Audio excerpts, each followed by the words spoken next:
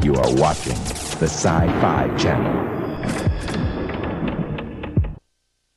Hey, if you're too hot out there, come on in to Sci-Fi Buzz Central. We have a really cool show.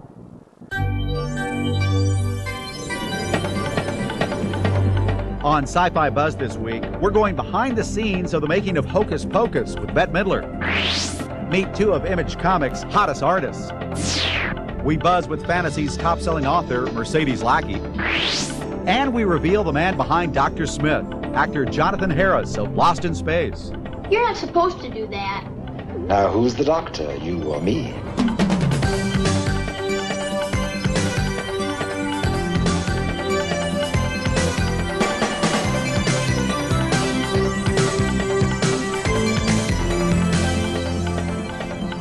Yeah, somebody want to hit the chillers? I think it's maybe a little too cold in here now. Are you even out there? Hi, welcome to Sci-Fi Buzz. I'm Mike Jarek. Now, this is supposed to be a cool segment, not a cold segment. What we did, we got eye of newt, toe of frog, wool of bat, and tongue o' the dog, mixed it all together to bring you a cool behind-the-scenes look at a new movie called Hocus Pocus. All Hallows Eve has become a night of frolic, where children wear costumes and run amok. Halloween is still months away, but Walt Disney Pictures has spirited 3 lively witches into theaters anyway. I put a spell on you, and now you've gone. Hocus Pocus is a comic fantasy about 3 banished 17th century sorceresses. On Halloween night, their restless spirits are accidentally conjured up and eager to wreak havoc on modern-day Salem. As the wide-toothed witch Winifred, Bette Midler found herself bewitched, bothered, and somewhat bewildered by the requirements of the role.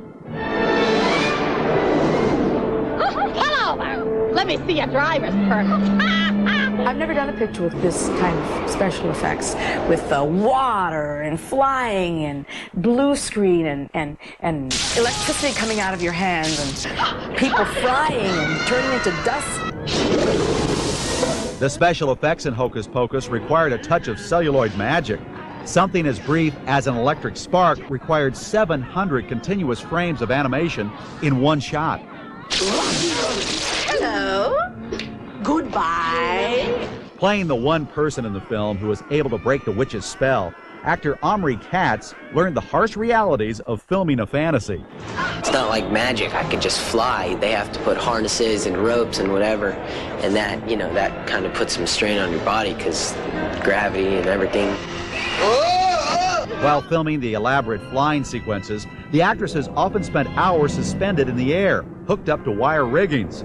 But when the script called for complex loop-de-loops and barrel spins, 21-inch high puppets were brought in, often to one actress's dismay. Oh my God, I love it. I hate when they send me home from flying. Nice going, Max. You can talk. To create Binks, the film's talking black cat, scenes were shot using real cats, then a computer-animated head was added to create a remarkable effect. Kudos go to the film's animation supervisor, Chris Bailey, and his team. A lot of films have used computer graphics, but this is the first one that's used computer graphics for character animation. The technology's finally here to where it is indistinguishable from a real cat. Guess the old trick of putting peanut butter on a cat's tongue to get them to talk is a thing of the past. Using computer images is certainly neater than peanut butter, but there's a bit more detail involved. It's handled exactly like traditional animation. You have a voice tape, and you listen to it over and over again, and we animate the head. And when we get that moving with the right rhythm to the dialogue, then we go in and we start animating the eyes, and animating the ears, and animating the mouth for expression. Come on, move it. Come on, move it. Come on, move it. Looks like Hollywood's commitment to bringing the art of illusion to captive audiences is a lot more than just Hocus Pocus. Into the night.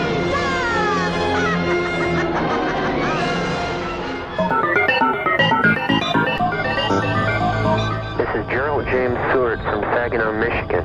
I highly recommend Science Fiction Age, a new kid on the block in the magazine world, with such contributors as Piers Anthony, Lois Tilton, and Harlan Ellison. It's worth checking out.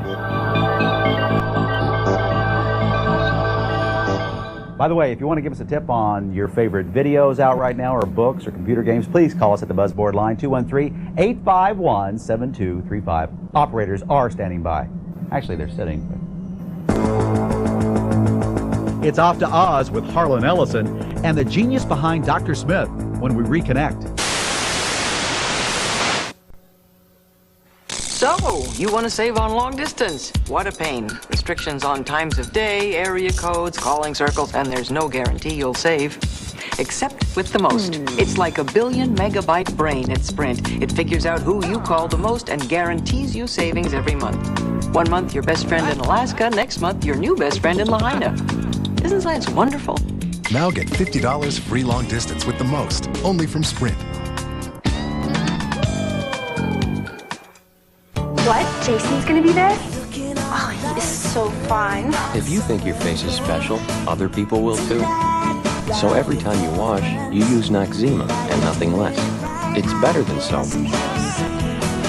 Dissolves oil without over-drying. Soap doesn't. Hey, baby. You'll have your face all your life. Take care of it. For healthy-looking skin. Your face belongs to Noxzema. You are watching Sci-Fi Buzz on the Sci-Fi Channel. A tale of survival on the ultimate desert island. Robinson Crusoe on Mars. Friday morning at 11:30, 8:30 Pacific on the Sci-Fi Channel. Now, from a galaxy far, far away, Sci-Fi Channel Video Classics brings you the Star Wars Gift Pack. Star Wars, The Empire Strikes Back and Return of the Jedi. See this intergalactic epic unfold from the first meeting to the final conflict. I am your father. Call for your Star Wars Gift Pack, only $59.98 plus shipping and handling. And remember, the Force will be with you, always.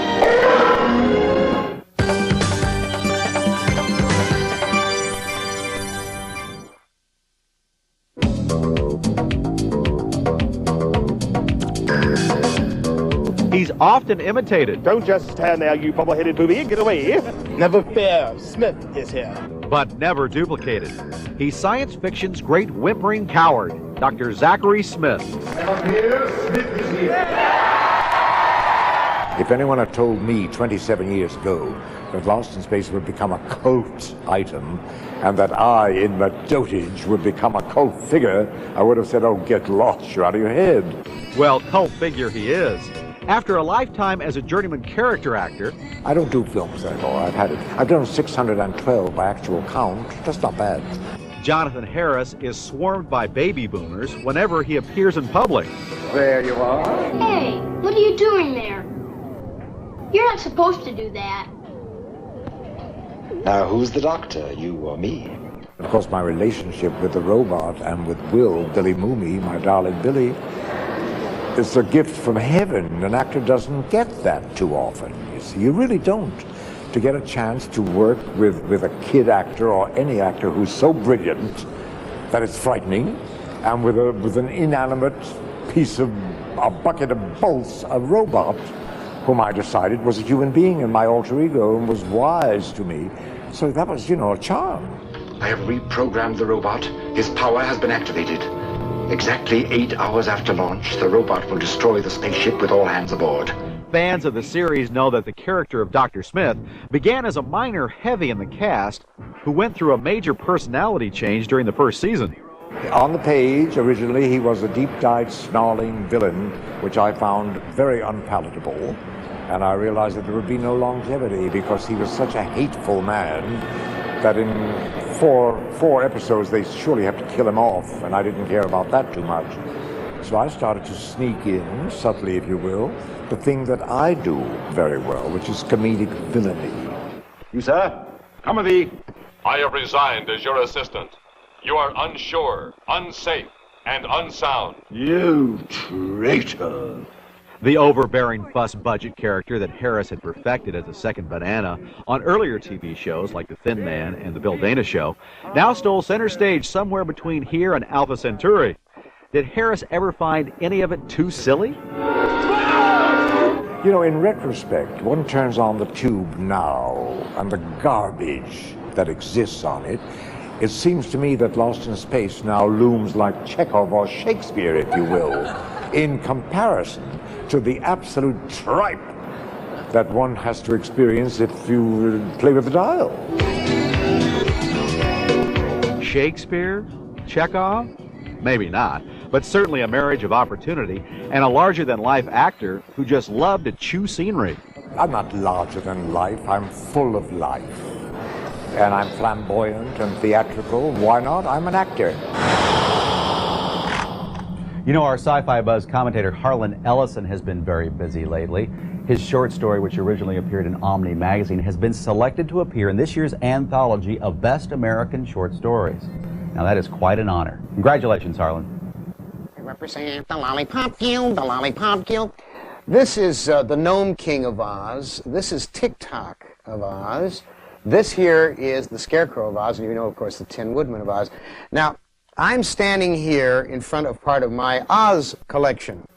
Now, the reason I'm standing in front of it is to talk to all the parents out there whose children have become hopeless dope addicts, who have piled up their cars doing 180 miles an hour while drinking beer, or who have picked up some hideous alien disease. Part of the problem for you folks is that you're allowing television to be your babysitter. You talk about the evil and the violence on television. Well, that's why the off switch is there. But you're too lazy to go and talk to your kids. So what I'm going to try to do here today is suggest an alternative. I don't care how old your kids are, whether they're 2 years old, 5 years old, 12, 15, or 17. You sit them down, or possibly nail them to the chair if they move too fast, and you read them the Oz books. One after another, you read them the Oz books. This is The Wonderful Wizard of Oz. This is actually a leather-bound edition of it. This is not the original. I could not afford the original. But it's a wonderful book with all of the original illustrations by W.W. Denslow in it. And all the rest of these are Oz books. All of these and all of these. And there are new ones being written all the time. There were a whole group of them that were written by a woman named Ruth Plumley Thompson. Many of them are out in paperback. And they're available to you. And so you can even read about Jack Pumpkinhead of Oz right here. And I'll tell you why it's a good idea. Not only are these books wholesome, not only do they teach proper values, not the kind of bogus family values that the Republican Party tried to sell us, but really, come with me, come this way, really terrific family values. The kind of family values that I think they're going to try to instill in the new Oz theme park that is proposed in Emporia, Kansas. This is an artist's conception of the Emerald City that was done for the Landmark Corporation. They're the people who did the Back to the Future ride over at Universal Studios. And they are talking about having an Oz land, an Oz theme park in Emporia, Kansas. And you could take your kids there. Either way, imagination is what we're talking about. The harsh realities of life that kids have to face every day are not going to go away. They need your attention, and they cannot be permitted to be turned over to the tube for education. The tube is not Oz. The tube is hell. Her fantasies sell millions. She's writer Mercedes Lackey. And a new comic book is born from Imogen Valiant. Next. So, you want to save on long distance? What a pain. Restrictions on times of day, area codes, calling circles, and there's no guarantee you'll save. Except with the most. It's like a 1 billion megabyte brain at Sprint. It figures out who you call the most and guarantees you savings every month. 1 month your best friend in Alaska, next month your new best friend in Lahaina. Isn't science wonderful? Now get $50 free long distance with the most, only from Sprint. There's a hunger inside you. You're hot. The sun is intense. You need something to take the heat off.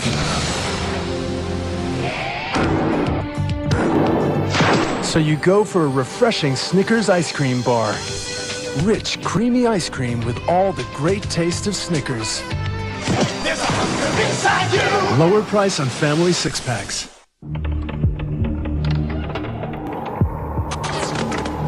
You are watching the Sci-Fi Channel. It smells terrific. Is that beef stew you're cooking? Yes. And I'm also starting a course in computer programming. You're probably thinking you don't have the time to train for a better career, even if it means more money. But you do with ICS. Just call this 800 number for free information on training at home with ICS. Choose from high school, TV, VCR repair, computer programming, electrician, animal care specialist, auto mechanics, bookkeeping, legal assistant, interior decorating, drafting, hotel restaurant management, learning the personal computer, electronics, or get your degree in business management or accounting. If I had to rush off to night school, I'd miss reading to Jimmy. It's one of the few moments that we have to spend together. Everything you need will be delivered to your door, so you can get a degree or diploma in your spare time. Call now for free information from ICS. Then decide if you want to train at home for a better career to make more money. Call 1-800-431-7700. There's no obligation. That's 1-800-431-7700 for free information. Call now.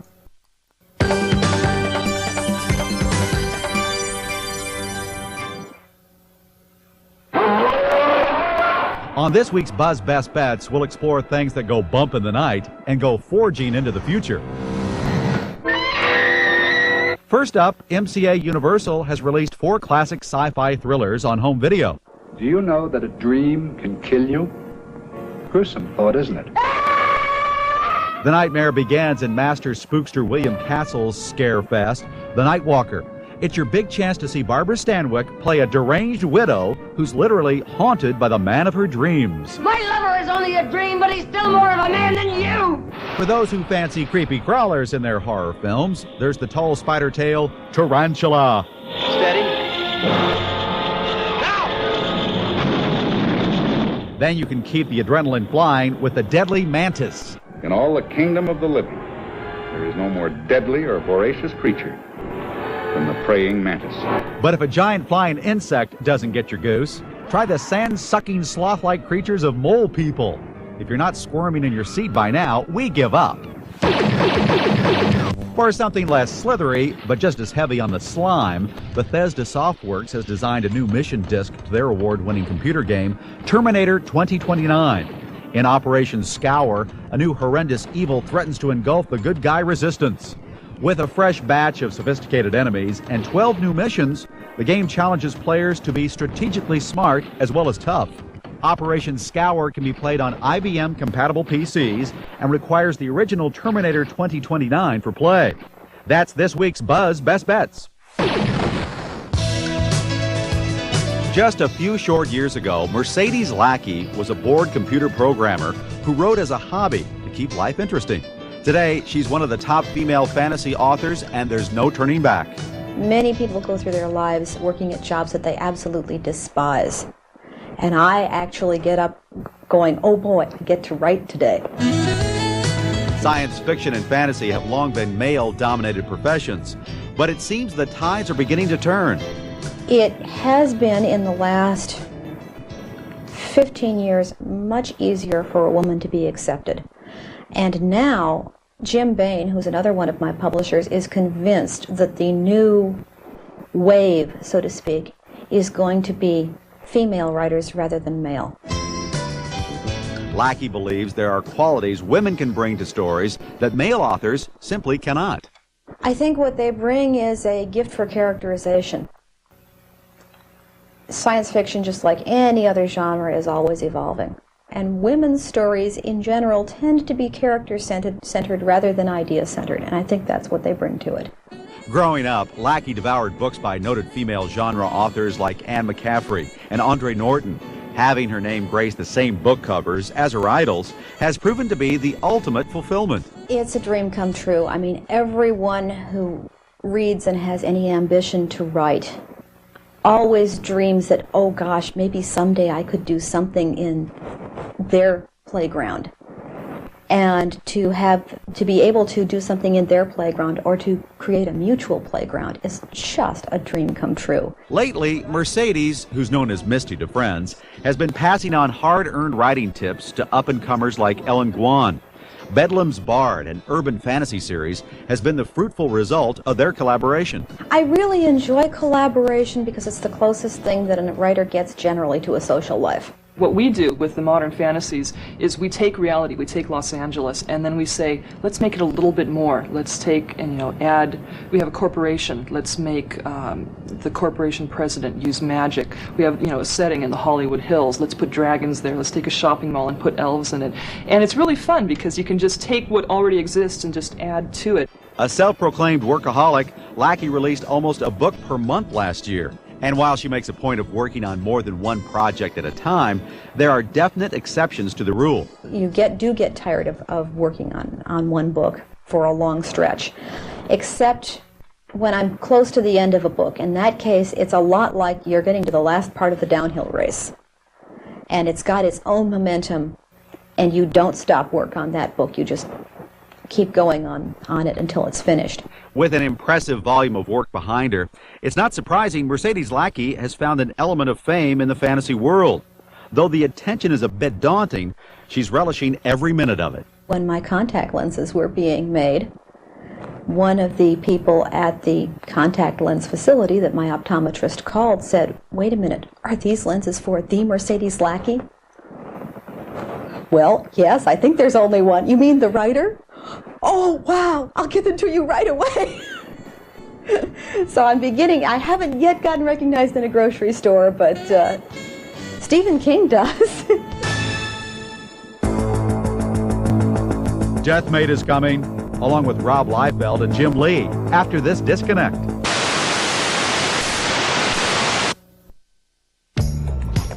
Have you ever opened doors? I'm home. With the sound of your voice? Our card, please. Carried your medical history in your wallet. Your wife's gonna be just fine. So this is where we stand on the atrium. Or attended a meeting. I really like what you guys have been doing, but in your bare feet. I may have a few other ideas. You will. And the company that'll bring it to you, AT&T. Take Kraft Ranch dressing. Throw in the taste of rich sour cream. Conjure up a minced onion. And what do you get? New Kraft Sour Cream and Onion Ranch dressing. Its mystifyingly unique, cool, and creamy taste will make salad lovers everywhere describe it as truly magical. Sour Cream and Onion Ranch. New from Kraft. He's a doctor. And he's a lover. Peter Weller in The Adventures of Buckaroo Banzai on the Sci-Fi Channel, Saturday at 8. You are watching Sci-Fi Buzz on the Sci-Fi Channel. I was excited and a little scared, but the moment I saw my first and then my second little sweetheart, well, just imagine becoming a mother twice in one day. After, the pain was a lot more than I bargained for. I was surprised when the doctor gave me Tylenol with all the other choices they have. But the Tylenol took care of my pain, so I could take care of my new family. Extra strength Tylenol, the pain reliever hospitals use most. Have you ever borrowed a book from thousands of miles away? Across the country? Gesture ahead. Take next exit. Without stopping for directions? 101. Or sent someone a fax? From the beach? You will. And the company that'll bring it to you, AT&T. She's hot, she is sexy, and she has her own comic book. You know what? This isn't the right cue card. This is from a couple of weeks ago when we had that segment with Susie Owens. Oh, I love that segment. And Flaxen, of course. But you know, this cue card still is, we can still use this because she's hot, she's sexy. She's Susan Hyman, one of our field producers here on Sci-Fi Buzz. Of course, you don't have your own comic book, do you? Oh, I'm working on it, Mike. Oh, are you really? As a matter of fact, I was just down meeting with the guys from Valiant and Image, two of the hottest independent comic book companies in all the land, and they are getting together for Deathmate, which will take Valiant's Solar Man of the Atom. He's hot, he's sexy. And Image's Void. She's hot, she's sexy. And they're going to get together and create their own universe. For those of you who haven't heard of Valiant Comics, these are some of their hot titles. And these are some of Image Comics' hot-selling titles. Both companies are blessed with talented young artists with big fan followings. Just their presence at comic book signings can cause mass mayhem. I like this. Does he have this already? No, but he probably will have it afterwards. I mean, see, you took more liberties. I didn't take any liberties to change it. Yeah. When Rob Liefeld and Jim Lee, co-founders of Image, suggested they'd like to do a crossover with Bob Layton and other kindred competitive spirits at Valiant, Valiant was all ears. And that's pretty much how Deathmate came to pass. I think there was an opportunity to come together with another smaller company and do an event that would be bigger than what the #1 company could do on their own.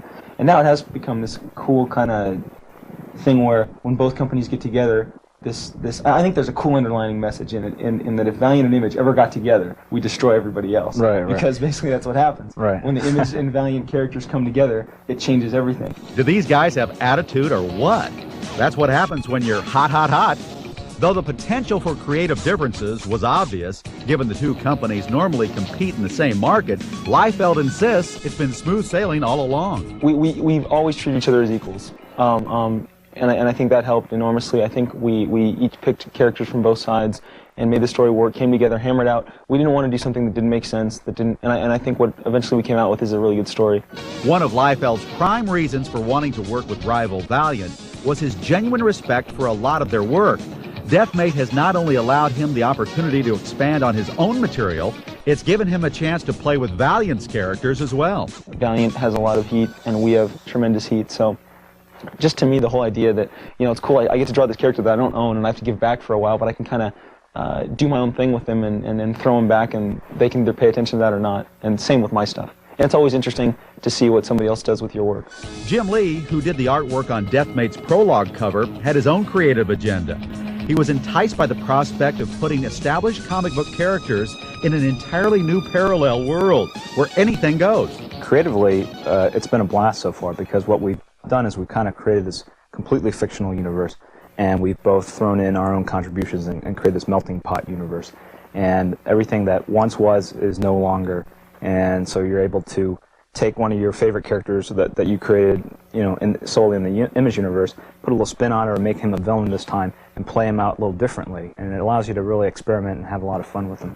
Only readers can determine whether Deathmate will hit the bullseye Valiant and Image are shooting for. So the artists, writers, inkers, and everyone else involved in the effort are upping the awareness ante. They're all participating in an old-fashioned bus tour that could very well be heading to a town near you.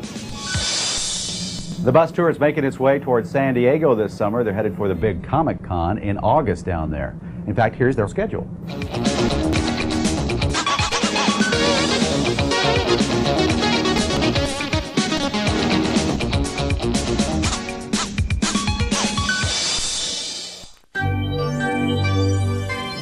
Next Sunday's Sci-Fi Buzz is a winner. Ray Harryhausen, the master of stop-motion monster animation, reflects on Jurassic Park. I am ready to suck back a cold one. The Coneheads invade, and a trip to the Robot Olympics. Hey, be here, or I'll send Jason to your house.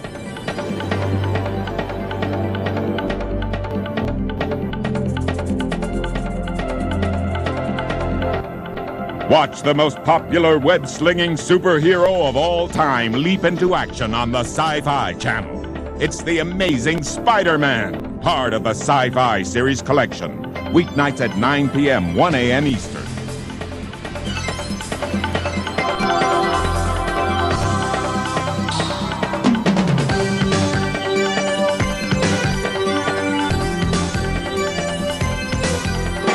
Channel Premium.